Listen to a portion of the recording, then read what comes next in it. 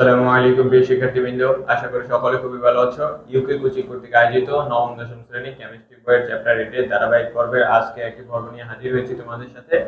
এই পর্বের ভিতরে আমরা জানবো গ্যালভানিক কোষ সম্পর্কে।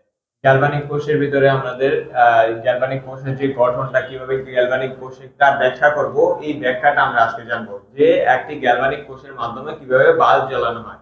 সম্পূর্ণ ক্লাসটিতে আমরা গ্যালভানিক কোষের যে পুরো প্রসেসটা আছে, যে কিভাবে একটি গ্যালভানিক কোষ কিভাবে তৈরি করা হয়, তারপর গ্যালভানিক কোষের ভিতরে কি কি থাকে এবং গ্যালভানিক কোষের মাধ্যমে কিভাবে একটি বাল্ব জ্বালানো সম্ভব, সেটা আমরা এই পর্বের ভিতরে জানবো। ওকে, তাহলে সবার ফার্স্টে গ্যালভানিক কোষের ক্ষেত্রে আমাদের কি করতে হবে? দুইটি কাচের পাত্র নিতে হবে। কি করতে হবে?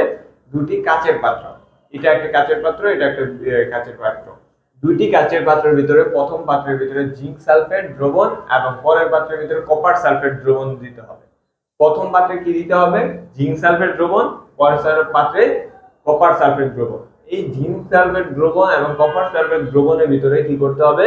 যেটা ভিতরে জিঙ্ক সালফেট আছে ওইটার ভিতরে জিঙ্ক দণ্ড প্রবেশ করাতে হবে, আর যেটা ভিতরে কপার সালফেট আছে সেটা ভিতরে কপার দণ্ড প্রবেশ করাতে হবে। এই জিঙ্ক সালফেট দ্রবণের ভিতরে জিঙ্ক দণ্ড প্রবেশ করানোর ফলে এই জিঙ্ক দণ্ডটা আমাদের অ্যানোড হিসেবে কাজ করে। কি হিসেবে কাজ করে? জিঙ্ক দণ্ডটা আমাদের অ্যানোড হিসেবে কাজ করে। আর ক্যাথোড হিসেবে কাজ করে হলো কপার দণ্ডটা।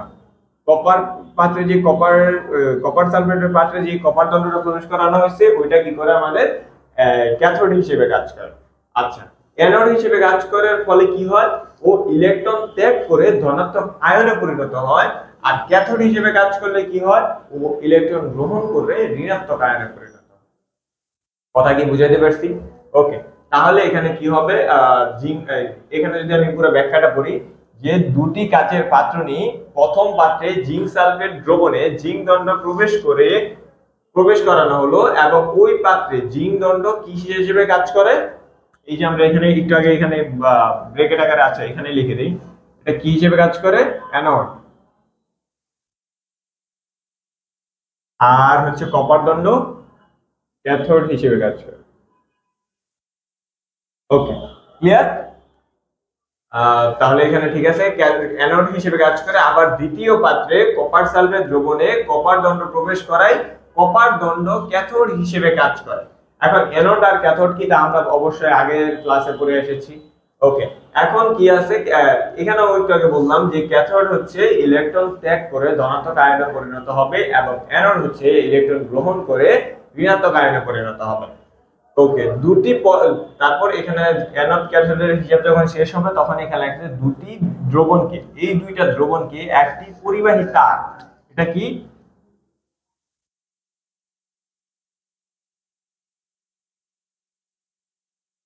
একটি তার। এই তার দ্বারা কি করতে হবে? আচ্ছা, তার দ্বারা যুক্ত করার আগে এখানে আরেকটা জিনিস আছে। এই যে ভিতরের যে ইউ আকৃতির অংশটা, উল্টা ইউ আকৃতির অংশ, এটাকে আমরা বলতেছি লবণ সেতু। এটার নাম কি? লবণ সেতু। লবণ সেতু।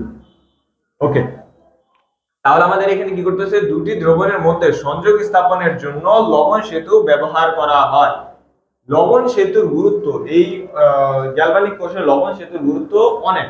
এই গ্যালভানিক কোষ লবণ সেতু ছাড়া বেশিক্ষণ স্থায়ী হয় না। এরপর পরবর্তীতে আমরা এই লবণ সেতু নিয়ে ডিটেইলসে আলোচনা করব। এখন আপাতত এটা নিয়ে আলোচনা করি। লবণ সেতু ব্যবহার করা হয় দুটি দণ্ডকে, এই যে এখানে একটা জিঙ্ক দণ্ড, এখানে একটা কপার দণ্ড, এই দুটি দণ্ডকে একটি কি দ্বারা যুক্ত করতে হবে? একটি তার দ্বারা যুক্ত করে ওই তারের ভিতরে যদি ওই তারের মানে দুই পাশ থেকে দুইটা তার আসবে না, ওই দুইটি তারকে যদি একটা বাল্বের সাথে যুক্ত করি তখন বাল্বটি জ্বলে উঠবে, মানে বাল্বটি জ্বলতে থাকবে। এখন এই বাল্বটি কিভাবে জ্বলতে থাকবে সেই ক্ষেত্রে তো আমাদের একটা কি বলে বিক্রিয়া বা অ্যানোড ক্যাথোডের একটা কাজ আছে। সেটা কিভাবে আছে? অ্যানোড, আমি ফার্স্টেই বলছি অ্যানোড কে জিঙ্ক এবং ক্যাথোড কে কপার। অ্যানোডে কি হয়? ইলেকট্রন দান ঘটে ধনাত্মক আয়নে পরিণত হয়। তাহলে অ্যানোড অর্ধকোষ বিক্রিয়ার ভিতরে জিঙ্ক কি করবে? দুইটি ইলেকট্রন ত্যাগ করে জিঙ্ক 2+ এ পরিণত হবে এবং ক্যাথোড কি করবে? ক্যাথোড 2+ আয়নের দুইটি ইলেকট্রন গ্রহণ করে কপার 2+ দুইটি ইলেকট্রন গ্রহণ করে কপার পরমাণুতে পরিণত হবে। একটা কথা এখানে না বললেই নয়, সেটা হচ্ছে এগুলো হচ্ছে পরমাণু আর এই যে এখানে যে 2+ আকারে আসলো তখন এটাকে আয়ন বলে। এটাকে কি বলা হয়? পরমাণু। আর যখন কোনো কিছু মানে প্লাস মাইনাস আকারে থাকবে তখন এটাকে বলা হয় আয়ন। আমরা যখন ব্যাখ্যা করব তখন এটা বলতে পারি যে জিঙ্ক পরমাণু দুটি ইলেকট্রন ত্যাগ করে জিঙ্ক 2+ আয়নে পরিণত হয়, আর এখানে কপার 2+ আয়ন দুটি ইলেকট্রন গ্রহণ করে কপার পরমাণুতে পরিণত হয়।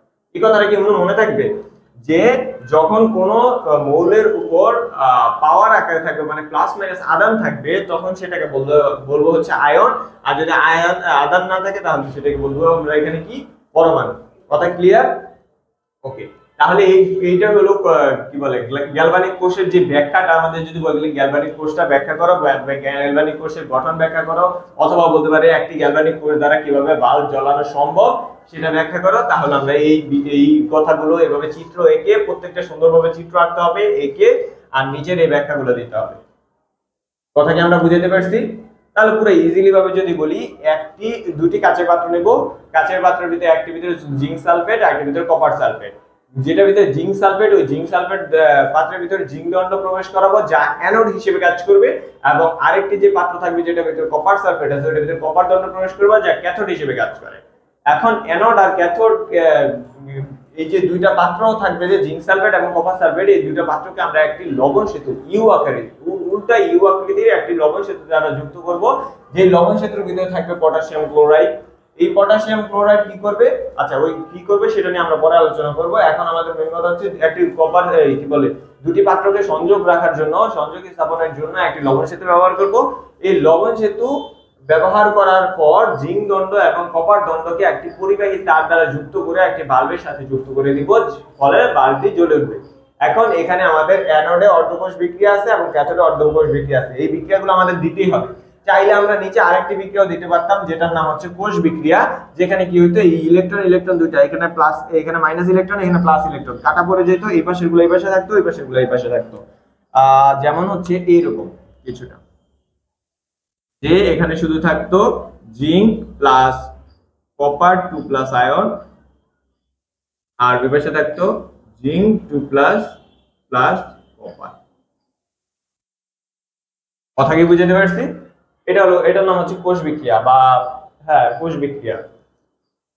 কথা বুঝতে পারছি? চাইলে আমরা নিজেরটা দিতে পারি, আর না দিলেও প্রবলেম খুব একটা হবে না। এই হলো আমাদের গ্যালভানিক কোষ। তাহলে আজকের ক্লাসটি এই পর্যন্ত। সম্পূর্ণ ক্লাসটিতে সাথে থাকার জন্য সবাইকে ধন্যবাদ। পরবর্তী ক্লাসে আবার দেখা হবে। আল্লাহ হাফেজ।